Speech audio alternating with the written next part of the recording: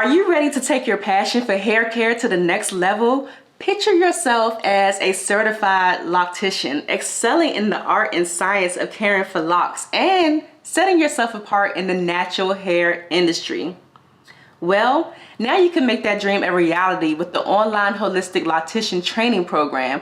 Unlike traditional cosmetology or braiding schools, the holistic loctician training program focuses specifically on lock care techniques, providing you with comprehensive training that is not taught anywhere else. You'll learn how to start, maintain, and cultivate locks of all sizes, ranging from micro locks to traditional locks, and be able to deliver benefit-based consultations to new clientele. You'll gain the skills necessary to transform your client's hair, giving them not only beautiful styles, but also fostering healthy hair growth that will keep them coming back every single month. And that's not all. The online format of the Holistic Loctician Training Program allows you to learn at your own pace and have the flexibility to fit your continuing education into your busy schedule. And because the Digital Loctician Academy is committed to your success, their experienced instructors are readily available with personalized guidance every step of the way. Investing in your future has never been more accessible. I have an exclusive offer for my podcast listeners. Head over to lockacademy.com right now to enroll using the discount code FIB to receive 20% off at registration. Don't miss out on this limited time opportunity, okay? Make sure to jot down that code right now, and I'll leave it below, FIB, and visit lockacademy.com today to secure your spot in the program. Let's go ahead and jump into the episode. And so I get this question a lot. So this question is, and I used to get this from my students a lot, is how do you build a clientele, right? People ask me a lot. And I always say that relationship is the most important way to build a successful and dedicated clientele. Like, people have to, number one, like you. You know what I mean? Like, it doesn't matter how talented you are, because one thing people are going to say, yes, talent is innate, it is also God-given, but skill set can be learned. It's a learned behavior. Yeah. What cannot be learned is attitude, gratefulness, humbleness, those type of things, and respect. Those things can't really be learned, So I always tell people to be able to get to relationship, people have to like you. Okay. And so people have to like you. Now, you also have to surround yourself with like-minded individuals, so networking is a part of that, and in your community, being immersed in your community. A lot of times you have these ideas and you want to launch a product, or you want to launch a brand, and you're trying to do it around people that don't know how to support you and what you're doing.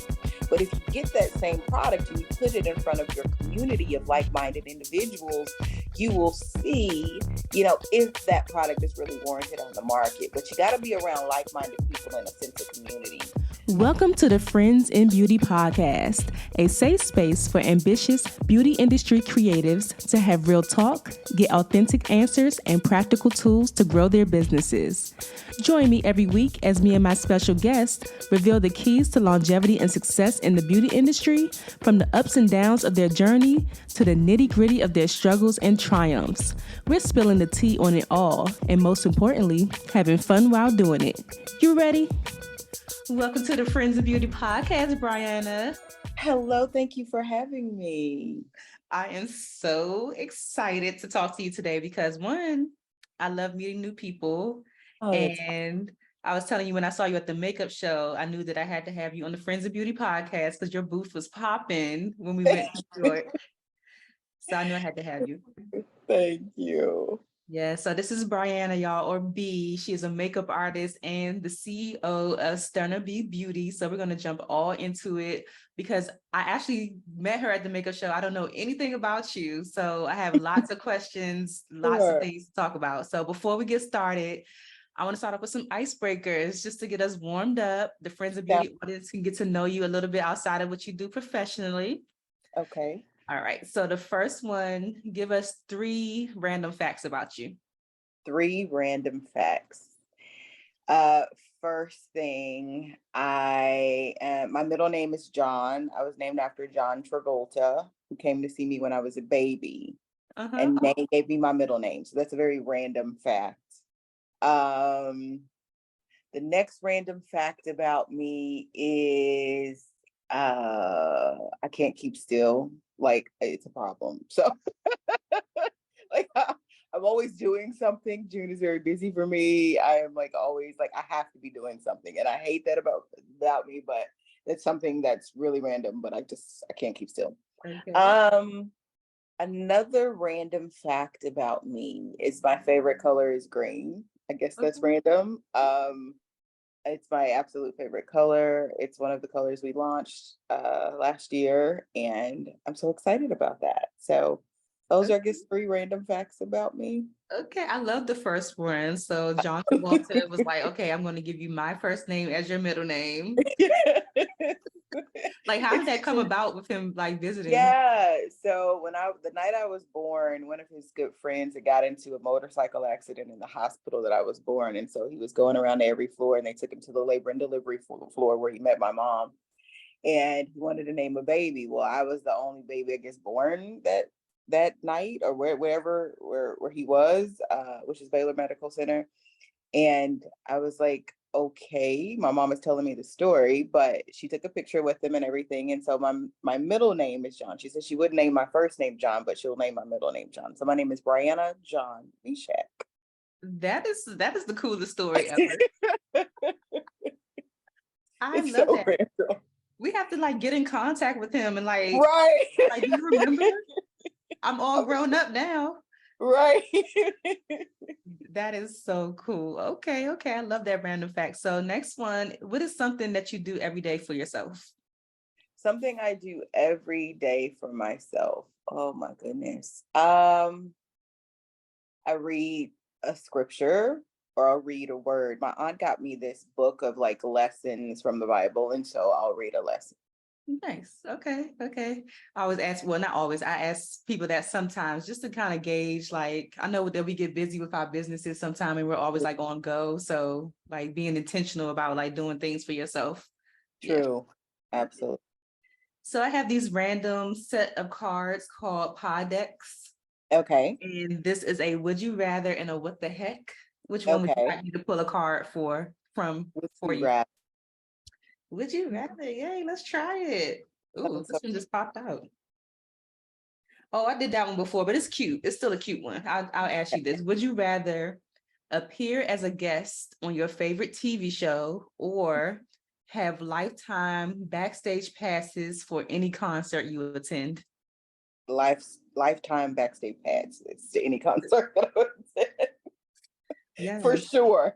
yes. I just saw Usher this past weekend. I just got back from Vegas. Was it yesterday or the day before yesterday? One of these days. Day before yesterday, I think. Uh-huh. And I went to see Usher, and it was the best experience of my life. Like I had such a blast. Like it was amazing. So definitely lifetime backstage passes. Okay, I like that. What do people always tell you that you're good at aside from what you do professionally? I'm a nurturer. So, and sometimes that can like shoot you in the foot, but I am a born nurturer. Like I just love nurturing people and helping to guide and that kind of thing. So that's one of the things people tell me I'm good at. Okay. And this one's a fun one that gets people's wheels turning all the time. But when is the last time you did something for the first time? The last time I did something for the first time. Oh my goodness. Uh I guess it goes back to education. Like I just completed real estate school. Um so I just got my real estate license like literally last week. So that's something I've done for the first time because I'm interested in investing in real estate and learning more about it. So that's what I did. That congratulations. That's Thank fantastic. you. Thank you so much. I forgot who it was. Dang. I just talked to somebody else recently who got their real estate license because they want to be able to like broker the deal when they get like a new event space or something that they were doing. I forgot who it was though. That's really nice. Yeah. What area are you in? I'm in Dallas. Okay. So born and raised. I'm a Texan, you know, like good or bad or indifferent. I'm from Texas. I went to Dallas one time. My friend was living there, I think maybe 2 years ago, and I went to go visit her for a couple of days. It was okay. I was like, it's all right. Yeah. It was nice though. I liked it. Good. Yes. And the last one, if you weren't a makeup artist and the CEO of StunnerBee Beauty, what else could you see yourself doing right now? Oh, lawyer for sure. Lawyer or forensics. Like I am like insanely, everybody that knows me knows I am insanely obsessed with Dateline, forensic files, like disappeared, like all of that. Like I actually went to school. My high school I went to was the law magnet because I just knew I was gonna be a lawyer. And then Uh-huh. I heard college as a criminal justice major. And so I just knew it's like I'm all about it. Like that definitely is what I would be doing. Yeah, I'm really intrigued by true crime. Like, Mhm, and I literally just saw something today on Instagram that was like people who watch crime stuff to kind of like unwind, like mhm. something's wrong with That's them. me. Well, that's me. And I started to comment with like, I guess something wrong with me because not that I do Right. it to unwind, but I really enjoy like the investigative side Yeah. of it and how they kind of get to the conclusion and gather all the evidence and like Right. all of that stuff. I really, yeah. Yeah, me too. I'm a total true crime junkie, and I've been like that my whole life. Yeah, yeah. Okay. I love you. I love this icebreaker session. Like that was fun. Thank you so much for sharing. Of course. Yeah, I'm really excited to talk to you as well because I've been doing Friends in Beauty. Friends in Beauty started off as networking events because Mhm. I just love to meet people. And I've been a makeup artist for 10 years now, almost 11 years. And everything like brag worthy that I've been able to do in the beauty industry has literally come from me meeting people, Mhm. connecting, networking, making connections, and just letting the relationships flourish from there. Yeah. And that's why I started doing Friends in Beauty. And then when the pandemic happened, I transitioned over to podcasting because I still wanted to be able to meet people and share their stories and everything like that. So I'm really excited to talk to you today because I really want to continue to be an example for my community that I'm building. That I literally just met you at the makeup show and was like, I want to talk to you. I want to interview you. Just not being afraid to like put yourself out there sometimes. You just never know what could happen. So now I have you on the podcast and I'm just like so Yeah. tickled. I'm so tickled about it. So Uh, amazing. so Thank I you. would love for you to share like who is Brianna? Who is B? Oh my goodness. That's such a layered question, but I'll try to tackle it. Well, I'm a Leo. Say no more. Right. I'm a Leo. I am a lover of beauty, all things beauty. I am an aesthetics educator. So I've been an aesthetics educator for about 12 years. I've been a makeup artist for about 20 years. Okay. I'm a daughter. I am a sister. I am passionate about the representation in the beauty industry and what that looks like. I am passionate about driving new products and ideas and bringing fashion and glamour to the beauty industry. And I'm also passionate about streamlining the way we carry things in the beauty industry. So those are things I'm really passionate about in the direction of my brand. I am um, a world traveler. Like I love traveling. That's one of my favorite things to do. Mhm. I think it's important that you see how other people live in different cultures to open up your mindset and be able to absorb different realities that are not like your own. Yeah. Um, I love skin. I love makeup. I love our industry. I'm a passionate about entrepreneurship and the freedom that comes along with that. The headache too, but the freedom that comes along with that. So that's a little bit about me. I am so passionate about where StunnerBee is going and the direction of it and being the support that we're getting and the growth. So Yeah. that's a little bit about me. I love that. I love it. So when Yeah. did you, I guess, first get intrigued with beauty that led you to want to become a makeup artist first? Oh, that's so funny. My grandmother used to tell this story about me being 3 years old, and she had an Ebony magazine, and it was this beautiful fashion model that worked for Ebony in the magazine. And so I was intrigued, and she said, I went to open the magazine, found the lady, and I was like, oh, she's so pretty, pretty lady. Oh, she's so pretty, right? And so she closed the magazine, put it down. And then an hour later, I went to find that same magazine, and I turned back to that same lady. Wow. And so I honestly think at 3 years old, I was intrigued by beauty. And that was kind of the umbrella that opened up this arsenal. When I think of my mother, when I was a little girl, she would get ready in the restroom, and I would just look at her in awe, like how pretty and glamorous I thought she was. And she would wrap her hair in like newspaper and twist it to get like a spiral curl. And in the morning, she would take it out and it'd be these beautiful curls. She had thick, beautiful hair. And I was just enamored with the way that happened. And then on Sundays, I would see my grandmother go to church, and she would put on her red lipstick and perfume and all of these things. And my mother has 9 sisters. It's 10 girls, all by the same 2 parents. And all of them are like glamazon women. Like there's no, like if you come around my family, you don't have makeup and stuff on, they think you sick. So it's like that kind of environment. So it just was something I've always loved and fell in love with. Now, me seeing it as a career, never. Like I never thought that it had a career path, because I grew up in a family where education was important, and we had a route, and that's the route you were taking, and you were going to college, and but it definitely has taken a turn for the better. And so I'm very excited about that. That is fantastic. I'm like the opposite. Like my mom was not a glamazon. And I always joke and I tell people, like, I don't know where I came from with this interest in beauty, because I did not grow up around like that type of environment at all. But I also probably think because I didn't grow up around it, that's probably why I'm more so intrigued with it, because Right. I didn't really see it. And I had like a little bit of an interest when I did see it. So I'm like, maybe that's why I'm like all involved in it now. Yeah, it makes sense. Yeah. So when you first became a makeup artist, what kind of work were you doing?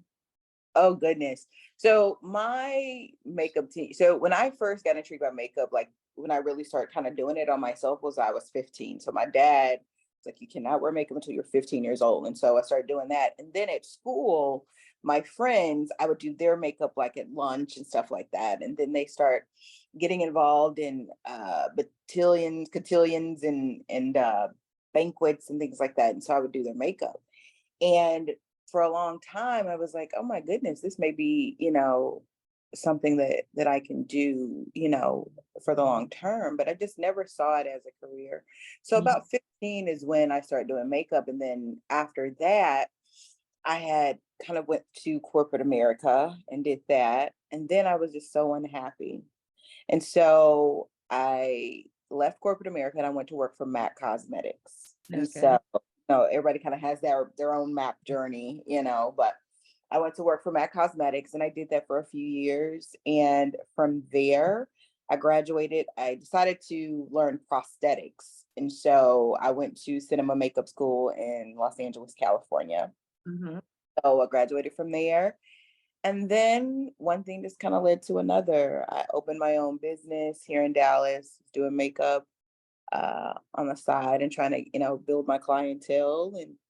And I mean, just one thing led to another from that. But that's kind of my entryway into the world of artistry. Yeah. Yeah. Did you ever get to work on any TV or film sets doing prosthetics? So no, have I worked? Oh, I mean, I've done the commercials, of course. Like I've done commercials. I've worked with celebrity. I have done independent films, things like that. But I haven't done a major movie yet. And Yeah. so that's possibly one of my goals. I think that makeup has so many different directions you can go in. And I remember receiving a book by Crystal Wright. I don't know if you know who Crystal Wright is. Yep. And it talks about that. I think it's such a good book. I think I got the 5th edition or the 9th edition. I can't remember. I don't know what edition I have. I have the same book though. The like Yeah. And so film it helps styling. you, right. It helps you understand direction in makeup artistry or hairstyling or whatever your niche is, and understanding that there's so many facets of artistry. So where does that align with what your best attributes are? And so I think a lot of times people think they want to work in celebrity, they want to do these things, but if you can't be up at 4 a.m., you can't do that. So so I just think that there's so many layers. I love print. I love looking at magazines. I love reference and seeing artists work in print. So I love those type of things too. Yes, yes, I love it. Okay. Yeah, I always tell people too, like when they first start off, to try a little bit of everything, kind of to Right, see like what you like. right, Because like you mentioned, like if you don't want to be up at 4 a.m. or if you don't like the jet setting life, or if you're right, not, you don't have that support. If you have children, you might not be able to be, ripping and running yeah, with celebrities all the time. right. So I think I know for sure that I always tell people I do not like fashion shows. Like it's too fast paced for me. I like to like take my time and everything. And then recently I only do weddings now for people that I know Yeah, because I like to, do the work and go home. Like right, I don't right. want to talk to you for a whole year leading up Gotta to your get out. wedding. Right. So that's so funny you say that because I'm not a wedding girl. So like bridal, there's so much money in bridal and it's such a beautiful experience to be with brides and kind of go with them through their day. But I am not at this point in my career. In my 20s, it was different. But at this point in my career, I'm 41, I'm about to be 42 in August. At this point in my career, it's like I don't want to do 12 people. So I mean, God bless them. I just don't want to do it. Like, like I have no interest at all to do Yeah. it. So it just talks about the evolution of your career because things that you do when you're younger, like in your teens and your 20s, as you evolve, that direction of your career also changes face. Now I'm all about design and products. I love my number one love. Like I love doing that. But like in my 20s, I was running around Dallas, traveling from house to house, trying to make $1 and trying to do artistry. So I think that evolution is so beautiful. And if you watch a lot of our mentors in our community, even some that are at the makeup shows, you see their journey, Yeah. and that's what's really, really beautiful to me. Absolutely. Who were some of your mentors when you first started doing makeup, or just over the years, like some of the people that you look to for advice or just from Great question. afar? That's a great question. So I feel like the people that I've seen their careers evolve to where they are now and that I've studied. And that's one note I want to say before I answer that question. It's like studying the community you want to be in, Yeah. and studying artists that you look up to. So I would say James Vincent is one of the people that I look up to a lot. I was an educator at a beauty school in Dallas as an aesthetics instructor. And he came to that school, marketing the makeup show Dallas. And from there, I've just kind of looked up to him as this instrumental vehicle in the makeup community. And he's helped launch, when I launched my first collection, I sent him the entire collection first before anybody for Yeah. his feedback. And so he's been instrumental in kind of helping guide that. When I auditioned to be Rihanna's makeup artist for Fenty, they had this big call. He and Danessa Myrick and different judges were the ones who selected me and other people. So, and speaking of Danessa to me, like I love Danessa. I love her career. I love her evolution. I remember going to the makeup show and seeing her youth when it was imakeyoubbeautiful.com. Like I remember that before Danessa Myrick's beauty evolved, into what it is today. Ashunta, like I remember studying her walk and her career with Taraji and the different things that she was doing and leading and spearheading and being department head over. Like I've become a student of the craft. I would make my students in class do biographies on these artists: Val Garland, Dick Smith, Rick Baker, Bobby Brown, Charlotte Tilbury, Sam Fine, Alex Fox. I would make them do all of the biographies on these people so they knew who, to kind of pattern their careers out of, or just to see what's possible in life. So I'm a firm student of our industry. Like I believe that. And I believe that's what's missing in between the gap between theory and social media. It's the education. You gotta study the people that you look up to. And so that's what I try to do as a respect for my craft. Okay, so you're speaking to my soul right now because Oh, you just named so many of my favorite people, and we have so much in common in the sense that I used to work with Danessa when I first started doing makeup. I was working at the booth when it was I Make You Beautiful. I always tell people Oh, that too. Like it was I Make You Beautiful, then the transition to Danessa right. Myra's Beauty, and then Ashunta and Danessa have both been on the podcast. But I absolutely love Ashunta. Like that's like my big sister. And then when you said the artist biographies, I used to teach at a makeup school here I'm in DC. Mhm. And I used to have my students do the exact same thing because when I first started teaching there, I would be mentioning names like Sam Fine or Kevin Aquan and Alex and, things like that. And they did not know who they were.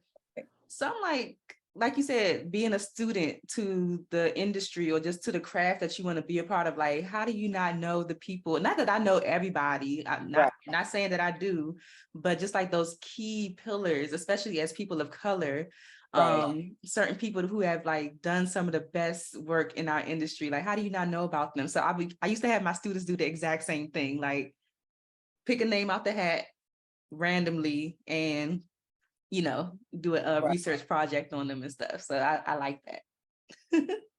Right. I think that's really, really important. Absolutely.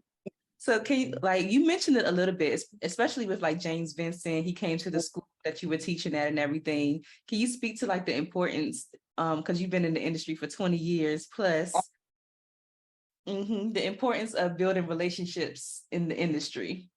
Yeah. So I'm sorry, my dog was right here. I have a cat, so luckily she's like chilling somewhere, but I totally get it. Like, So speak to the importance one more time. Speak to the importance of what again? oh, just the importance of building relationships. Oh, yeah.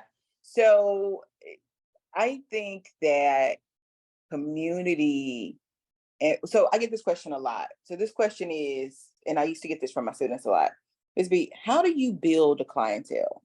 Mhm. Right? People ask me a lot. And I always say that relationship is the most important way to build a successful and dedicated clientele. Like people have to, number one, like you.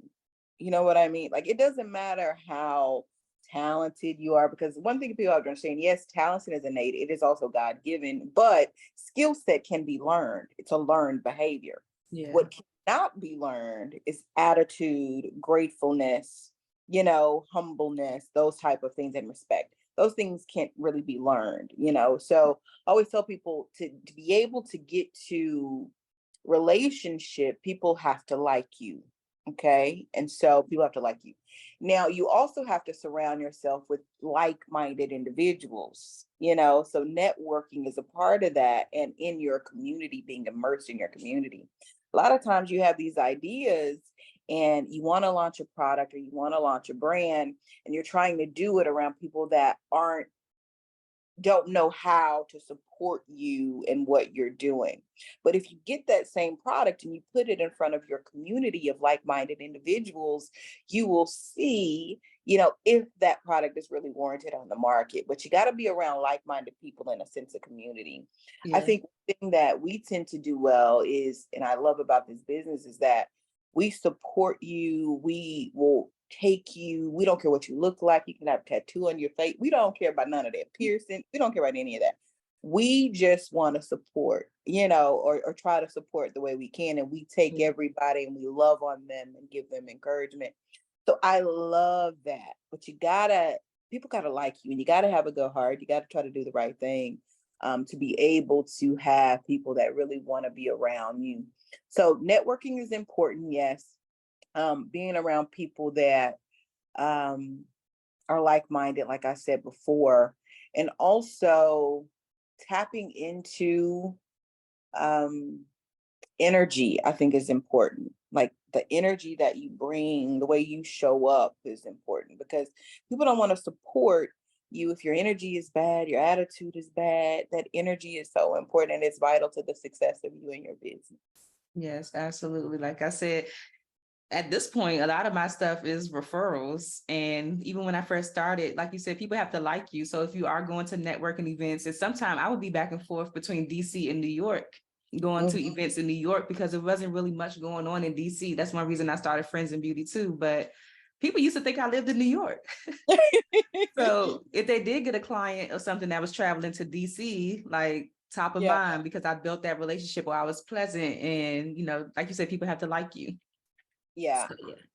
I used to tell my students, like, when people go to another, like, say you offer a service and you have a client, and when people try to go to someone else, they should feel like they are cheating on you if they go to somebody else. Because if they feel like they're cheating on you to go to somebody, they won't go to anybody else. This is the reason we will drive, especially, Black women, we will drive 30 minutes out of the way and pass up 20 shops on the way that do the same exact thing. Yeah. Because we have to have that one particular person, be it the way they do your hair, be it the customer service that they offer you, be it the conversation. It is something about that person that keeps you going back to them, right? So I always tell people, you want to be that person. You want to be that person, and they should feel like, I can't go to anybody else because they don't quite do it the way this person does it. Yeah. Or they don't give you the same conversation. They Right. don't give you the same Absolutely. hug that you would like to Absolutely. get when you go. Yeah. Yeah. They don't feel like they're actually a part of my tribe. Mhm. So clients have to become a part of your tribe. And clients naturally are going to want to, like, try different things, but they'll always come back. You know that as an artist. Yeah. You'll see a client, they may try a different artist one time, and they'll always end up coming back because of that relationship or that tribe you built with them. Absolutely. I do want to circle back to the aesthetics thing. So Sure. you are esthetician as well. Oh yeah, I have been an esthetician for probably 15 years, an aesthetics instructor for 12 years. Wow. I just retired from teaching last October. It was hard, but I finally retired from doing it. But yeah, I love skin. I think I know a little too much about skin. Are you still doing aesthetics and makeup? Yeah, so yes and no. The reason I say yes and no is because I own a salon. So I own a beauty bar here in Dallas as well. And so I have a person that does lashes, and I have my own suite in there and things like that. But I've been so busy with the brand that's kind of growing and taking priority. But of course, I still practice and have all of those things. Gotcha. Okay. I have seen like an influx over the years, maybe like the last 5 years or so, of like people that I know that are makeup artists starting to become like estheticians as Yeah. well. And then they It's kind of just like leave makeup and they just like esthetician. right. I think it's either or. Like, I feel like they either leave makeup and focus on aesthetics, or leave aesthetics and focus on makeup. Like, there's, either or. But I think you need a discipline in both. Like, you need to know, because the skin is the foundation of anything you put on top of it. And if you have no, knowledge of how to prep skin or what you're doing, that indeed is going to affect the makeup application. So to me, they go hand in hand. And the other thing I used to train my students on is, when you have a client, you want to maximize the potential of the client. So what does that mean? Well, if she comes to me for a facial and she's getting married, why am I sending money out the door for her to get somebody else to do her makeup if she's getting married? And vice versa. If she's coming to me for makeup, that makeup client then becomes a skin client. So that's very important. So maximizing the client in the relationship also helps build better business. Do you have any advice for people who do both? Because sometimes I see that if they focus too heavily on aesthetics, then their skill set with makeup kind of starts to. Yeah, I think it's a very disciplined thing where you have to be mindful of being a continuous student. And so you always have to be a continuous student of the craft. So, like, one of the things that I would tell my students, and I see this especially in education and in instructors, is people go get from behind the chair and go try to teach. Well, the problem with that is that you don't have your foot still in the business. And so if you're not still in the industry, you're not keeping up on education, but besides the regular CE hours that are required, you don't know the latest innovation and products out. You don't know the latest machines. You don't know the latest technology. So it's hard to stay on top of what the client or the students know because you're not in it. Yeah. So you have to be a constant student of the craft. And with a lot of things that we have going on, I know that's hard to do, but you got to go to classes, you got to go to shows, you got to keep. And also, I recommend focusing maybe month to month on one thing, like saying, like, this month, I'm going to focus on pushing peels. This month, I'm going to focus on knowledge of, permanent makeup or whatever it is, and segmenting those categories so you're well versed. Yeah. Okay. I love it. I love it.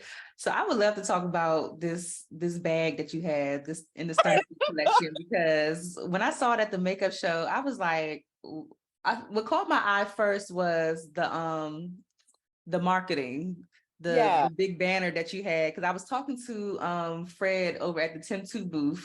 I Uh-huh. was joking. I said that's my makeup grandfather because he taught my makeup teacher when I went to makeup school. So I was Oh, joking. So I was talking to him and I looked back and I said, what is this? Like, the booth was popping with so many people over at the booth.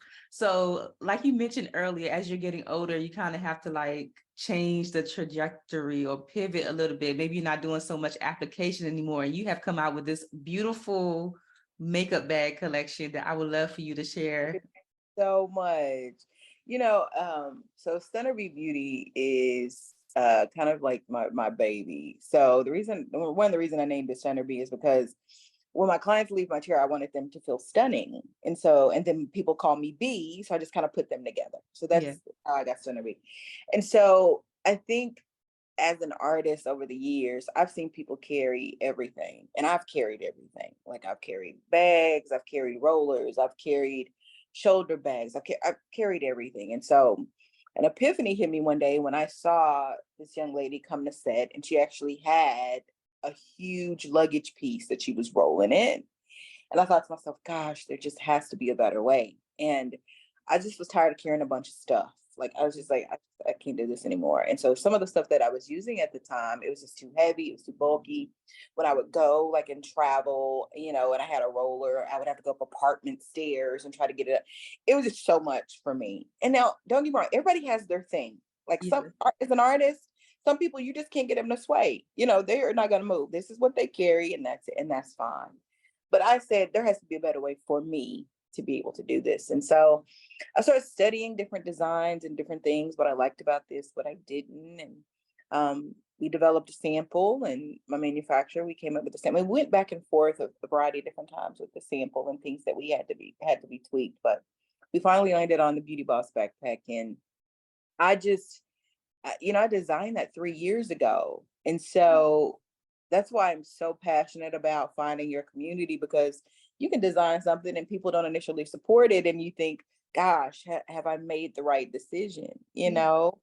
And you get it in front of your actual community of people, and it's instant feedback. It's no greater blessing than that, because it's like, it's either go or don't. You know what I mean? Like either it's going to go or work or it's not.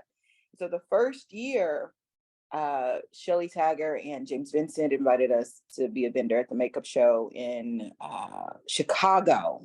And this was their first kind of hoorah back after COVID. And so, Okay.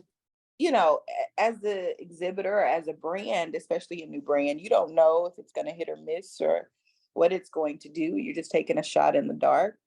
And so I took two of my former students with me to help, and we sold out. And it was a small show, but we sold out. And I was enamored. I could not believe it, because this has been in my brain for 3 years, and here it is. And you see people actually support it and validate what you've been thinking this entire Mm-hmm. time. So I'm so excited about it. It's a bag that's doing really well. We do most of our business at shows, and we're evolving with different product offerings and lineups in the Beauty Boss kind of lineup of products. So I'm so excited about it. That is so are the bags is that like a COVID baby? Did you develop this during COVID? Yeah, yes, so yeah. Well, it was actually pre-COVID, Okay. but the landing on the final design and all of the other things that come with that, the back end stuff, that was COVID for sure, and having it ready. And that talks to also being ready, because a lot of opportunities can come up, but if you're not ready to seize them, that can affect things too. So I had a shipment, I had orders, and I was ready to go when the opportunity presented itself. And so we haven't looked back. We've been doing the makeup show for about 3 years now. We actually have Tennessee this week, which is in 2 days. So I have to be in Okay. Tennessee and Nashville on Thursday, and So we have Tennessee this week, and then we're doing, we have some things with Essence. We've been invited to the Essence Festival. So we're doing a couple of things. So I'm excited about that. That is awesome. I'm so happy for you and like excited Thank for you as well you. that it has taken off the way that it has. When you were going through the product development and design process and going back and forth, like what was it about it that you had to keep going back and like perfecting it and perfecting it? Oh, so good. So like the straps. So, and here's the thing, like, product is man-made, and so you want it to be perfect, but it's not, it's man-made. So I had to wear it, and that's why that 3-year mark was important, because I had to wear it, test it, see if it felt heavy, see what needed to be changed. The zipper, I'm anal about zippers and design and fashion and how it looks. Everything is black in our industry. Why? Well, I get it because it looks professional, but we're such a creative industry. Like, why are we only offered black as an option? So colors and textures and finishes. So those things are things I kept going to the drawing board. And also differentiating ourselves from other brands, like we get reference to certain other things and stuff. No, we're not that, so that too, just going back and forth with that, and also finding the right manufacturer, because you could find manufacturers and then something snaps or it doesn't look good, or so it's just that is the piece. People will see a design, but they have no idea how long it took to bring that design to market, and so that's what people don't see is the back stuff. Yeah. Did you have to design it yourself and then seek out somebody to Yeah. make it? Yes, that's Okay. exactly what I did. So I go nowhere without my iPad. So, and that's why the Beauty Boss backpack actually has an iPad holder, because I go nowhere without my iPad. And so I have the iPad Pro, which you can draw on the screen, with your pencil. So that's what I did. So I would draw and it would be the most cartoonish, like 5-year-old drawings. Like, I'm an artist, I'm a painter, I am not a sketcher.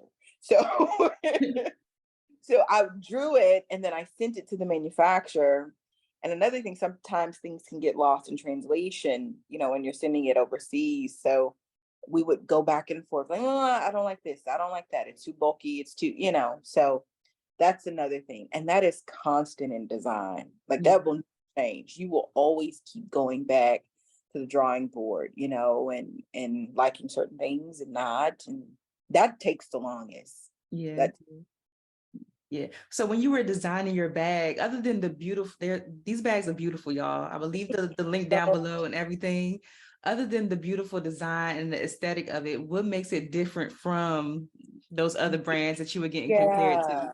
Yeah. So I think number one, the weight of it. Like, I can't do heavy and bulky anymore. So that's number one. So the weight, it feels good. It doesn't feel heavy and it doesn't feel bulky. And it streamlines the process. So let me explain that. As you evolve as an artist, so younger artists, they tend to carry everything but the kitchen sink. Okay. Okay. They might So bring that too. right. So that is not effective in being efficient, and the longer you're in artistry in the beauty industry, you get that. Okay. So I remember seeing James Vincent go up to do a demonstration at the makeup show, and he had this little bitty one portable bag, and he walked on stage and did a full face. And so that blew my mind. It changed the way I saw everything. It blew my mind. And so we have to understand that carrying everything doesn't equal efficiency. And so streamlining to the bare minimum of multifaceted product that can be used for multiple things is the go. And it makes you more efficient. Packing for the job makes you more efficient. And so the Beauty Boss backpack, one of the things that makes it different is just that it allows you to streamline your process so you can function better as an artist, and it's fashionable so you can look good while you're doing it. So it also has nylon threading in it, and we try to secure the nylon threading as tight as we can. We triple wrap it to make sure that the handles don't break. But again, things happen in life. And also our guarantee is different than anything in the industry, because if anything ever happens, we replace it, no questions asked. So you send me a picture, something happens, I send you another one immediately. So that's another thing that makes us different is I don't play about customer service and I don't play about making sure that our brand is represented in the best way. And another thing that I'm passionate about is representation in marketing. So that's another thing that's really important to me. Coming from the field of aesthetics, I remember, having brands in our school and having these brands that they would send me their list of account execs and stuff, and there would be no representation in the whole conglomerate of the company, but in their marketing there would be different representation, but that wasn't reflective of your inner hierarchy. Right. In my marketing of my brand, I make sure the representation of people feel included in that marketing. And I think that is so important with such a vivacious industry that we are part of, that shows in the marketing as well. So, and I think that's why those pictures are so striking to people, because we are unapologetically doing that. Like that's why it's such a showstopper when you see Phoenix. Phoenix is the model in that burgundy trench and that burgundy bag. And then we have Ebony and Phoenix in the green, but she's so striking because she's just, it's like, whoa, and that's really sad too, because it says a lot about the marketing that people see. You know what I mean? That they feel it's so striking to see that beautiful chocolate woman as representation of the brand. You know what I mean? So, but I am very passionate about that. And I think that's another thing that makes us stand out, especially with the way we market our business. Yes, I could totally attest to that because that's what got my attention. And I was like, oh yeah, I'm going over to talk to her, find out about this. I could definitely attest to that. So I know you mentioned the efficiency, which is so true because my kit is so small. If I go to jobs with other makeup artists, they're like, how do you fit all of your stuff in that bag? And I'm like, because I'm literally not, I pack what I need. And like you said, using products in, multiple ways. I'm not carrying every single thing with me.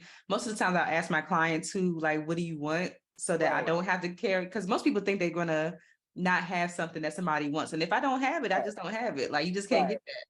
Right. But why did you choose to do a bag versus like makeup products? Because people always ask me all the time, like, oh, would you ever come out with like a makeup line? And I always feel like if I do come out with something, I want it to be innovative in a sense. Like, even if I did come out with a lipstick or something, I have to figure out a way to market it like totally different than what's being done already. It just has to be different. But why did you choose a bag versus like actual like products? Good question. So, I think ideas good ideas are born out of what is lacking and what you need. Mm-hmm. So I have struggled with this really even for the past year or two, because I want to be in makeup, I want to be in cosmetics, but I want that to come to me. Our first launch, I want that to come to me naturally and not out of a sense of competing in the marketplace. And I think that's the difference. So because the bag idea came so naturally, because it's something I needed, I think that's why people are gravitating to it, because it was born intuitively and out of really a true need, because what artists need, I think going to cosmetics sometimes is a selfish grab pool of, I like it, so let's just do it. Does that make sense? Yeah. Like, I like it, so I should be in it. Well, and I also think that's why Danessa's brand is so amazing, because her products are so different intuitively from what's on the marketplace. You get what I'm saying? Like, you don't see product like that on the marketplace, in the market. Right.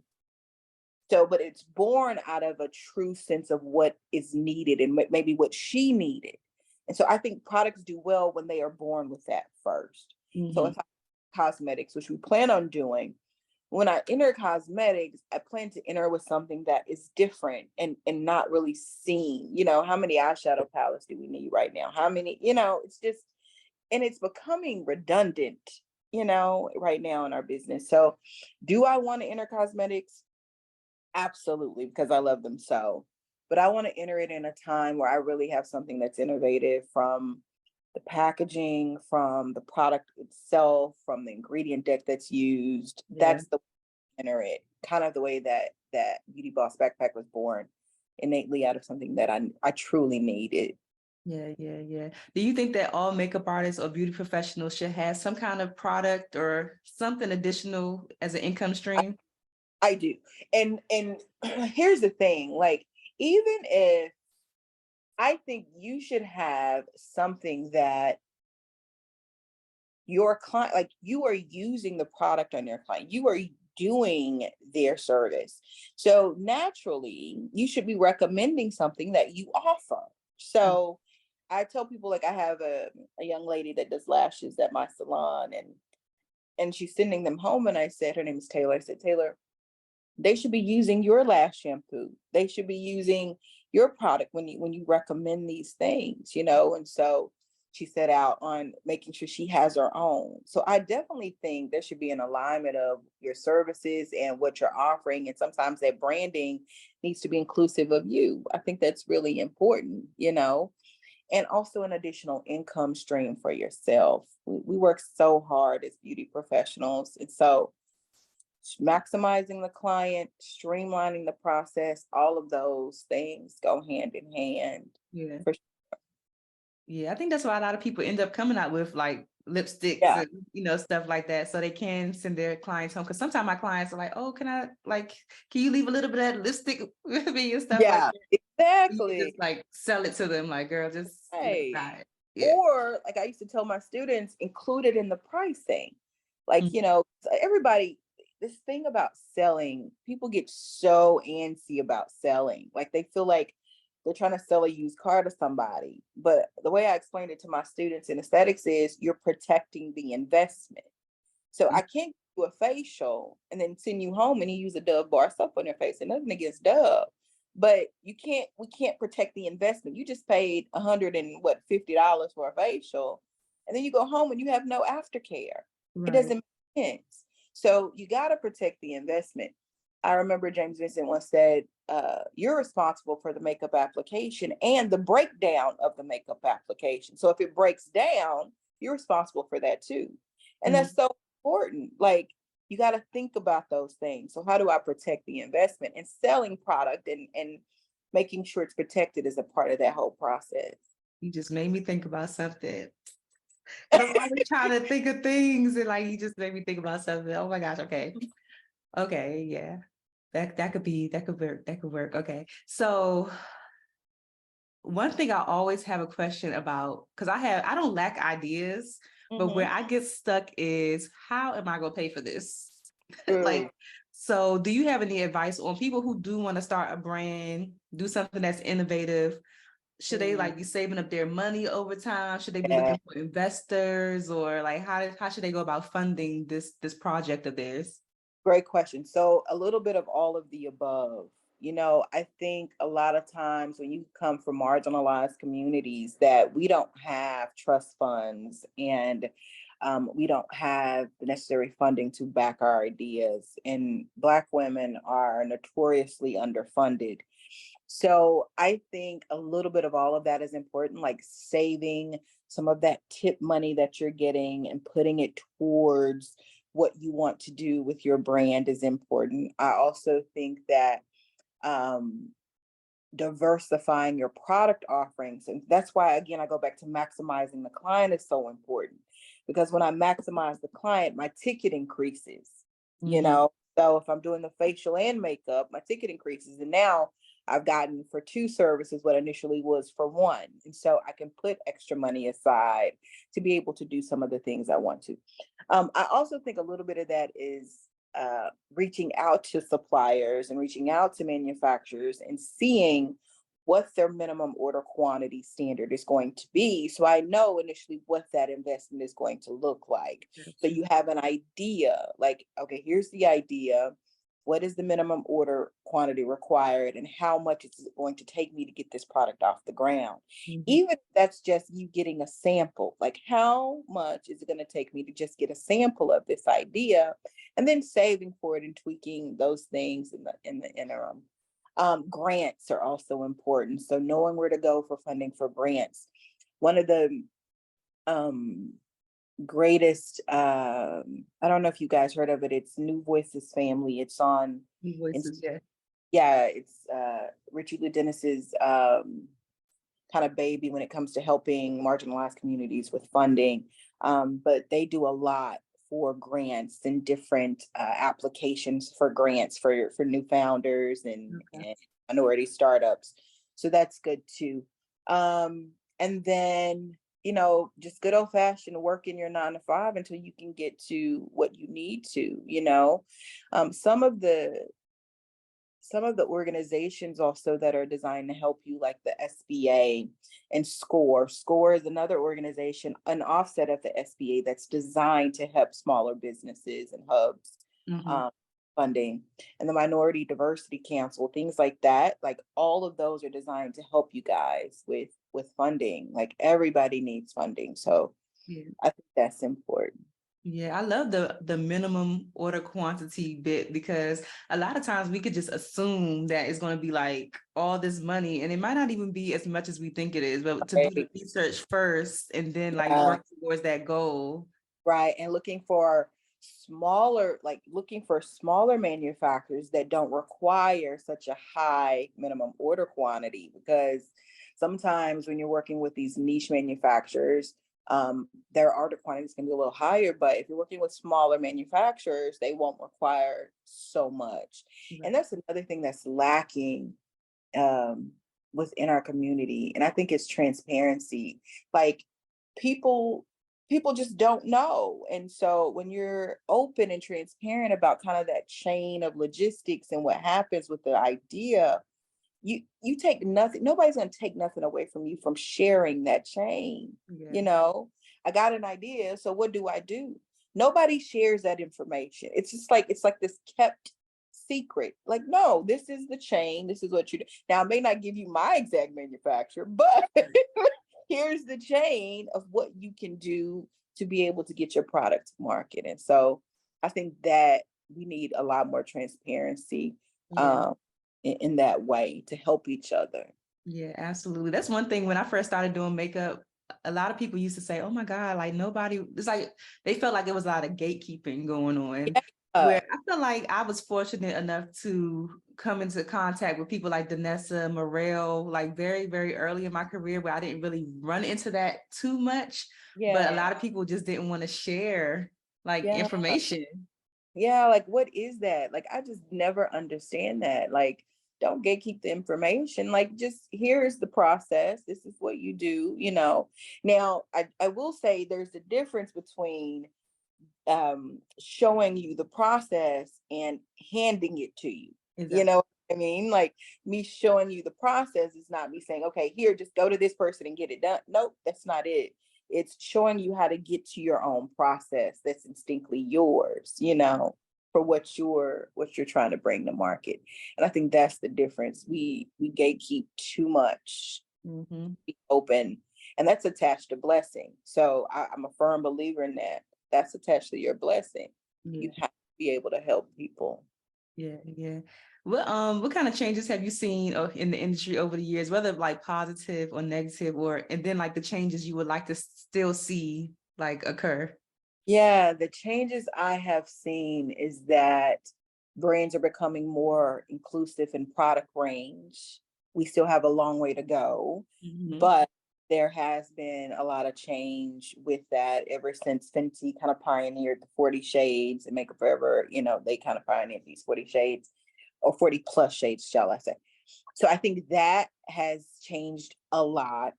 I think the love of makeup and beauty has just exploded. Like everybody now is kind of their own makeup guru, be it good, bad, or indifferent. They are.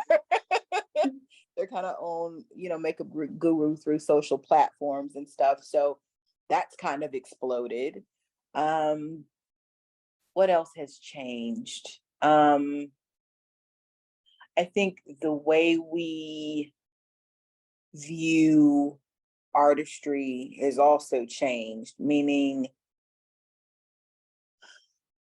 the way that people get their information has changed, like through YouTube and Instagram and that kind of thing. Yeah. I'm sorry, somebody was calling me. Now what needs help, or what needs a little bit more work? I think what I would like to see is more true embrace of each other, like true community versus clicky. Mm-hmm. Other thing. I would like to see more representation in brands, all across the board. I would like to see, or where we need a little bit of help, is um, more products that align with what we need and not what's trendy.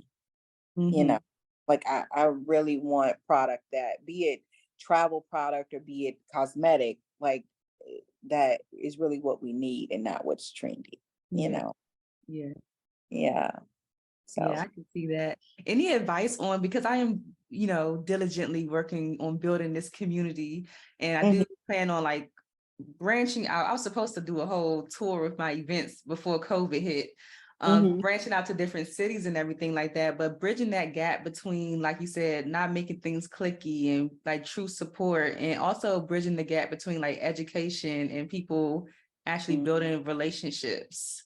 Like, Yeah, I think um those gaps can be found in like going to, schools that have these students that are so hungry for information, and these young minds that are so hungry for information and how to get into the business and how to have these beautiful careers in our business. So reaching out to the younger ones that are in those, they're gotcha. right now in the beauty community. I think that's important too. And also just doing what you're doing, is that just, interviewing, be it young, like, I'm a young brand, like young brands and young people that have new ideas and new emerging brands and stuff like that. I think sometimes the clickiness comes into play when, if you're a popular artist and thousands of people know you and this kind of thing, and you're kind of the superstar artist, and that is amazing. But what about the artist that doesn't have all of these followers? It doesn't have that, but they're an amazing talent and stuff like that, and they have an amazing product. So I think the attention needs to be paid to every level throughout the way.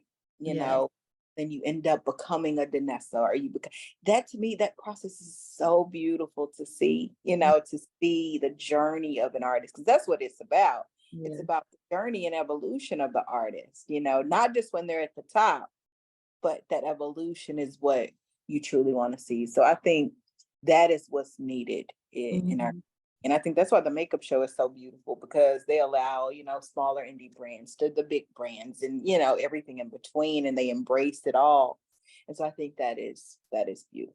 Yeah, that is such confirmation, because one of the reasons I wanted to do the podcast as well is, like you said, of course, we love our Sam Fines and our Danessas and everything, but I come in contact with so many other beauty professionals who are popping, but they Yeah. might have like 200 followers on Instagram and nobody Yeah. wants to pay them any attention because they're Yeah. looking at, those numbers. So being able to showcase those people and highlight their stories is like so important to me, because I feel like they deserve the platform, and they also deserve the flowers and the recognition as well, because they're doing amazing work too. They just might not be as known, but they're still doing the thing out here. Yeah, absolutely. Yes, yes. So I would love for you, I was creeping on your page a little bit. So I would love for you to share with us about the Rising Rebels, a beauty essence event that you went to, because that is So a big deal. yeah, so I got invited to, for a lot of people that don't know, that Essence, and I didn't know this until I really got there, but Essence had invited me to two events. So it was the Rising Rebels of Beauty event, and that was in New York a couple of weeks ago. And you know, I was enamored. Like, I said, wow. But Essence kind of taken over BeautyCon, the convention. So, and which is, I think, phenomenal. And BeautyCon is kind of rebranding and doing some things there. So what they're doing with BeautyCon is so amazing. But yeah, so I got invited to New York to kind of look at that that presentation and what they're going to do. I believe I'm getting confirmation on that when I go to the next event here at the end of June. I believe it's going to be in September-ish, that they're going to do BeautyCon. But yeah, so they're all about going back to that inclusivity, being more inclusive of brands, small to large, and representation of that in totality. And so they're really passionate about that. And so that's what's so exciting. So they invited, it was probably about maybe 100 people or so in the room. And so that's kind of what that was. We have another event I'm invited to on the 29th to 30th of this month, prior to Essence Fest. That kicks off Essence Fest that they invited us to. So we can kind of look at what Essence Ventures is doing going forward. So I'm excited about those too. Yeah. That's really cool. When I see stuff like that, I'm like, I'm just waiting for my invitation. I'm waiting for them to invite me one day, because I would love to be a part of something like that from this platform type of side, where if they had like a panel or something going on at the event, I could be able to moderate that panel and host these type of discussions and things like that. So did they invite you there for your brand? Like, yeah, but what's so crazy, it's like, how did I even get in the room? Like, I don't even, like, that's what's so crazy to me. Like, that's how I know God has his hand in everything. Because I'm thinking, I was just, chilling one day, and here comes an email, and I'm like, how did I even get on the list? Like, I don't even know how I got on the list. I am just so grateful to even be on the list, but how did I get on it? But that's what I mean about like just being in the room, like just being in that room and seeing the CEO of Essence. I'm so enamored with that woman. Seeing her speak and then meeting Richie Lou Dennis and telling him how inspiring he is to me. He owns he's the executive chairman of Sundial Brands, who owns Shea Moisture and Essence and all of these things. So just being in the room was just amazing. But I know that's how God has his hand in everything, because I don't know how I got there. I honestly can't tell you. I'm a small little brand. I don't know how these people invited me to that.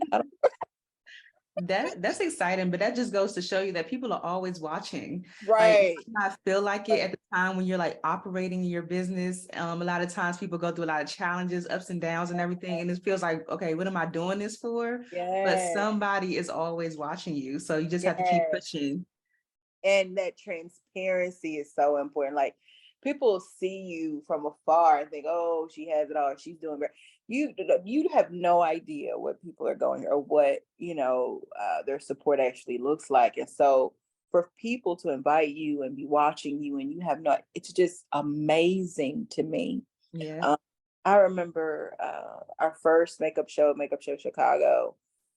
This young lady from Colombia came up to me, and I was so touched.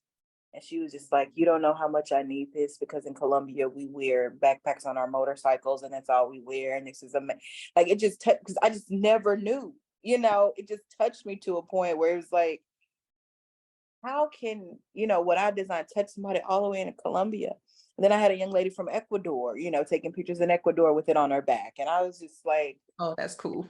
Like, it's unbelievable. So when I got the invitation, it may seem minute to other people, but I was just like, how did I even get on the list? I don't even know. I know they had featured me in my bag on Essence Online.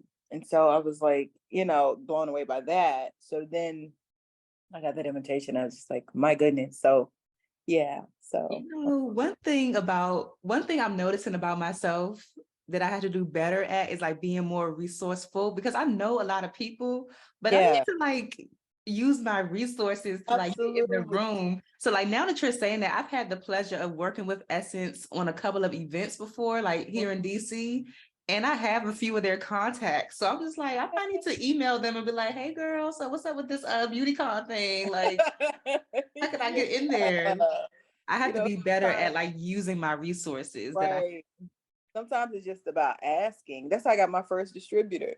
When I got my first distributor, I asked. I literally I asked. Now I had the product, right? Because you can't ask if you're not ready. Right. But I remember I had my product. I thought it'd be great in the store. And then I reached out for her through social media first. We were friends on social media, the owner of this account.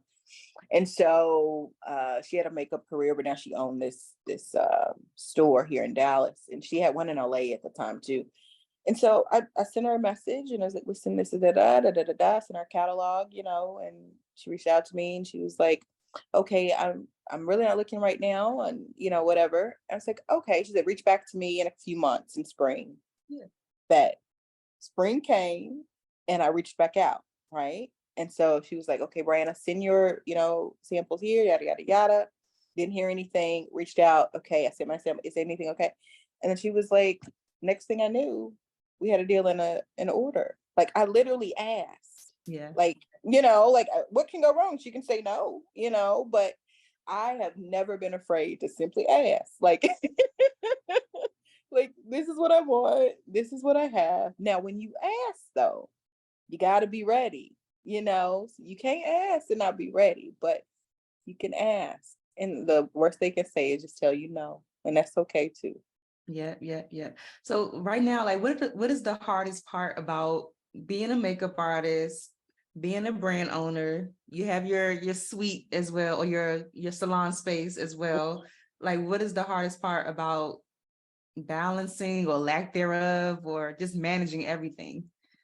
I think just that, like that is the hardest part, but what I'm finding as I get older is I do the best I can. Mm-hmm. I allow myself a lot of grace now. Before, I didn't allow myself very much grace. And so now I do what I can when I can. And so that's where I'm at. StunnerBee Beauty is taking priority. And then real estate is also going to take a piece of my time. Mm-hmm. But I think that's the beautiful thing about especially women is we're so multifaceted and we can do a lot of things, but it is a lot to juggle. But I simply do the best I can where I can. And then that's my honest truth, and I give myself grace along the way. And I'm not in a hurry as much anymore. In my 20s, I felt like there was this imaginary deadline in my head that I had to reach by a certain point. Yeah. And 40s, that deadline does not exist. Like, right. I'm not saying don't have goals, and completion dates that you want to achieve, but now it's like, I'll get there when I get there, as long as I get there, So that's kind of the way I live my life now. We have, launches and stuff like that or whatever, but I'm not pressuring myself anymore into meeting very specific things all the time. We have generalized scope of what we want to be, but I give myself a lot of more grace now. Yes, absolutely. In those moments where you have to keep the faith, like you see the vision, but it might not look like how you want it to look at the present moment. Like, how do you continue or just find that within you to like continue to press forward to be able to attain or reach that goal that you haven't gotten? Like, cause I see it so clear, and I'm like, this ain't it yet. Like, people are like, oh, you doing so good. I'm like, I know, but this is not it. Yeah. I continually bet on me. Like, you don't know how many people, like, when you're building something, and I used to tell my students this all the time, I compare it to an elevator. So when you're at the ground level, you go up a next level, like, floor 2 or floor 3. Every time you go up, people get off, people get on. Go up to the next floor, people get off, people get on. And the higher you go up, people get off, people get on. And that is just a part of life. Like, people are going to get off and get on as you migrate up to the next level in your life. The only constant is you. You know what I mean? Now, you can't get off. You got to keep rising up, no matter who gets off, who gets on, who gets off, who gets on. And it is a very bittersweet thing, but it is something that you have to learn, especially in entrepreneurship. And you can't hold it against them. You can't hold it against them. I have come to accept in my life, especially with this kind of journey God is bringing me through, is that's a part of my journey. Entrepreneurship is a very lonely place to be, and the higher you go, the lonelier it can be. you know. So, and that's why community is important, because when you're in community, you don't feel that. But as you get higher, you know, everybody doesn't know how to deal with that in your life. You know, they don't, sometimes people don't like how blessings look on you. Ooh. And so you gotta be okay with that and let them get off at their floor, you know, but you gotta keep going. And that's important, you know, and that's gonna come. And so that's why I nurture people while I have them. And if they get off on that floor, they take that seed and grow it somewhere else. And I'm okay with that. You know, it's no shade, no foul. I don't, you know, I know nothing lost, but I know I have a job to do on earth while I'm here. And that's what keeps me going in the interim. You know, that really is what keeps me going. I have a brand that I want artists to be a part of. I have a brand that I want to revolutionize the industry. And so that's bigger than people's feelings at the time, Yeah. you know, about me. So that's really what keeps me going. Oh, thank you so much for sharing that. Oh, you're so Thank well. you so much. So B, what's next for your brand? I did see that you just launched a new color, but anything else that's coming up next for the Yeah, we're launching 2 new pieces. I'm gonna grab them. Give me Yeah. just Ooh, let's see. This is exciting.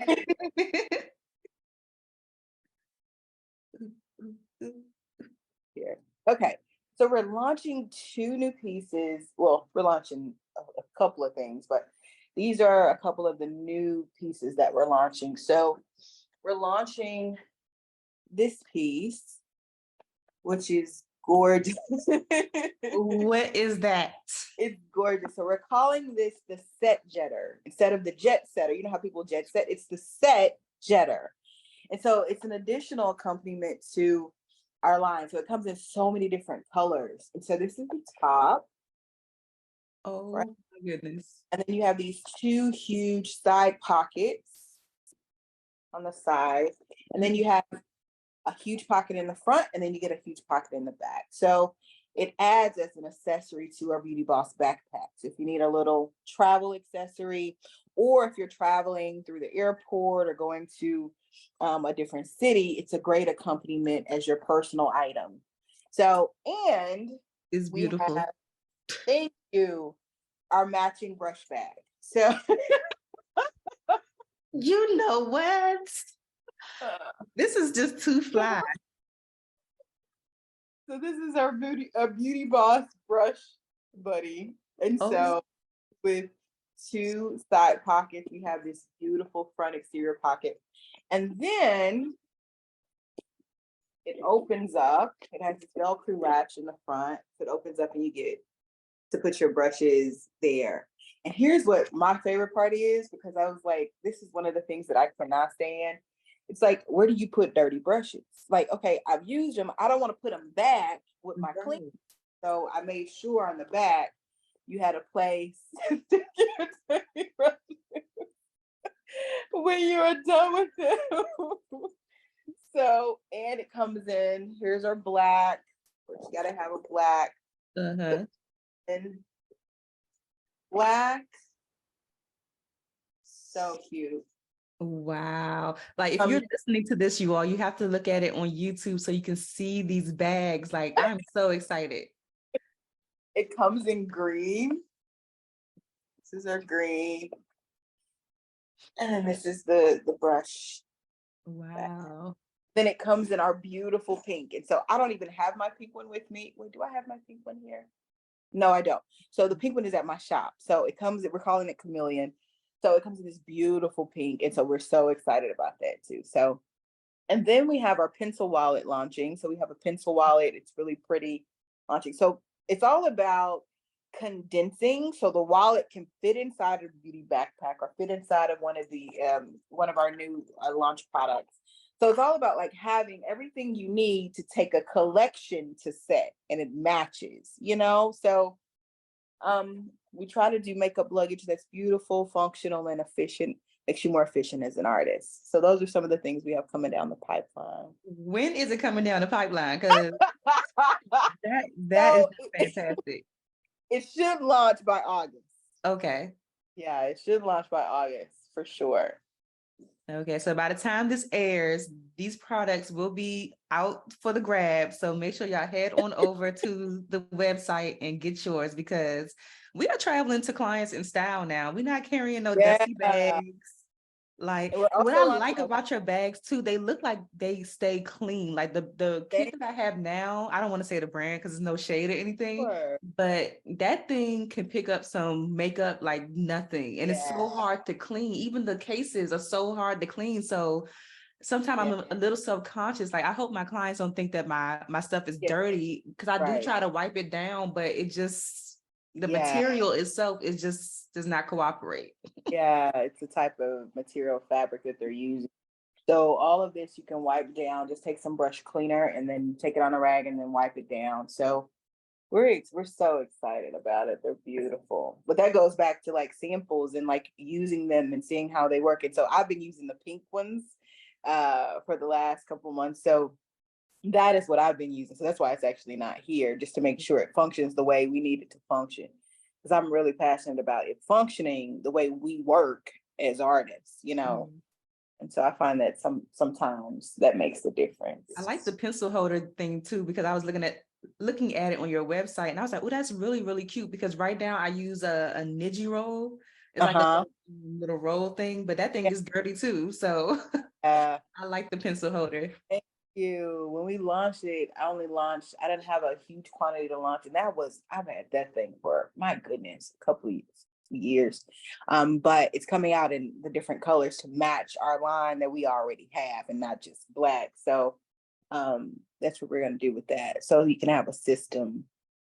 Okay, I'm excited. Okay. So B, like, what do you want your legacy to be for this industry and with the products you're creating and just the education, everything? Because I just learned so much from talking to you. Oh, it really is my hope, and that you get to speak more. I don't know if you do speaking, but that you get to share your message more. Like, I really enjoy talking to you. thank you so much. Thank you. I think I want my legacy to be that so my own personal legacy is just I want to make sure that we are kinder to each other, and that in the beauty industry I have empowered another artist to just be better, you know, and just be better. That's really what I want, just empower another artist to be better. For my brand, I would want it to surpass me in my legacy. That's kind of what I want. I just want my brand to surpass me being here and really transforming the lives of the way artists work in the future. That's what I want for that. I want our industry to continue to grow and be welcoming of people. And I know for me that's my goal every time I greet somebody, is to know how much I appreciate them and I appreciate their business and I honor them for that. That's it. Just I want to be kind to people, and I want my brain to transform the way artists work in this business. And I want them to be more efficient and to function better and just to look damn good while doing. Yes, and they will for sure. That is guaranteed. Oh my gosh. Well, before you go, I have to ask you the Friends and Beauty rapid fire questions. Okay. So whatever comes to your mind first, you could just spit it out. If you need to elaborate, that's totally fine as well. Okay. So the first one, what are the top 3 keys to your success so far? Consistency, prayer, and goodness, consistency, prayer, and the tribe around me. Yes, consistency, prayer, in your tribe. How do you measure your success? If I'm happy, period. I like that. Yep. What's the best advice you've ever received, or a piece of advice that's just always stuck with you? Oh my goodness. I've received so much advice. Um, Maybe meet people where they are. Mm. That's a good piece. Yeah, meet people where they are and always be kind, because you never know what people are going through. And we always, all the time, going through Yeah. something simultaneously. So yes, that is so true. What advice would you give to another makeup artist right now who is just not seeing the results that they want in their business and they're just ready to just give up? Reevaluate what's going on and find a mentor. I'm a big proponent of mentorship. Everybody in this business needs a mentor, somebody to kind of take out and take apart. Sometimes what are you good at, your best attributes, and sometimes things or areas of improvement. And that's directly connected to success. People don't know that, we are in our head, so we don't know those things. If we find a mentor, they're able to put you on a path that may help and expose things that you haven't even thought about before, or a niche that you haven't even thought about. So mentorship is the way to go. You gotta find somebody. Before you give up, you gotta find somebody. What is a resource that has helped you or helps you in your business that you can share with the Friends in Beauty community? Yeah, so there's several resources. One is Buy From a Black Woman. That's an actual resource, buyfromablackwoman.com. SBA and SCORE is other resources that are important. New Voices Family, that's really important. Those resources will help you guys. And also, just being a student of the craft, I go back to that. Student of the craft is that, and knowing theory, like that's the biggest resource. You can't just know how to copy a look. You need to study makeup theory, color theory. You need to know face shapes, eye shapes. You need to know all of those things, undertones versus overtones. You cannot cheat the hustle. It knows how much you've invested. So when you try to cheat it, it's never gonna work. It's never gonna work. It may work right then, but it won't work long term. So you gotta become a student, study makeup theory, and that will give you a little bit of a longer lasting career. You can't cheat the hustle. It knows how much you've invested. Oh my gosh, I love it. So the last one, I just want you to fill in the blank for me. Just say my name is blank. And the key to longevity and success is whatever you think it is. You fill in the blank with whatever you think it is. Okay. My name is Brianna Meshack, and the key to longevity and success is going to be helping people become their better selves. That way, they support you on the journey to your better self. Another key to longevity and success is having an open heart and being kind to people who can do absolutely nothing for you. Another key to longevity and success is becoming a constant student of your craft. And another key to longevity and success, which is to me the most important one, is having an operating system from which you work, be it, if you call that God, if you call it a higher power, if you call it Buddha, if you call it, a source of energy, whatever you call it, you got to have an operating system from which you function and you flow. So that's, to me, the biggest one out of all of those. You got to have an operating system. I love it. I love you. Like I said, I'm so glad that I asked you to do this. I'm so glad I spoke to you at the makeup show, because this has been such a fulfilling conversation for me. I always know that when I go back and listen to it, I always go and take notes, but you said so much today that has really resonated with me. So I'm so appreciative for you sharing your time and just pouring into us like this. Thank you. It is my absolute honor. Thank you so much for having me and considering me and having me here. I love it. I love to talk to other people about this industry. Yay, thank you. Thanks for listening to the Friends in Beauty podcast. Don't forget, sharing is caring. If you enjoyed this episode, share it with another friend in beauty. Give it a thumbs up and subscribe, rate, and leave a 5-star review so that other friends in beauty can find the show. Plus, we'd love to hear your feedback. Connect with us on all social media platforms at Friends in Beauty. Hashtag Friends in Beauty to join the conversation, and join our Friends in Beauty Facebook community to stay connected. Talk to you soon.